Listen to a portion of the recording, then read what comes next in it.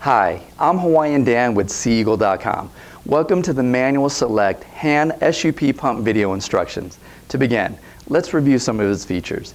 The pump has a pressure gauge on the top center of the handle. The hashes and the numbers along the outside display bars, and on the inside PSI.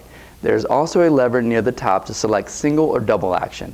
The pump comes with two hoses. One is a hook and style recessed valve adapter that attaches to your recessed air valves. The other has a cluster of 3 adapters, one of which is a wide mouth adapter that fits nicely into your Boston style valves. To inflate your Sea Eagle, locate your manual hand SUP pump and screw on the hose with the hook and style recessed valve adapter. The adapter side has a rubber gasket on it, so be sure that the groove side of the gasket is facing out. If it's not, simply flip the gasket over and make sure that the groove side is facing out. Then attach it to your recessed air valve by pushing it in, turning it to the right until the hooks lock into place. Now start by selecting the double action.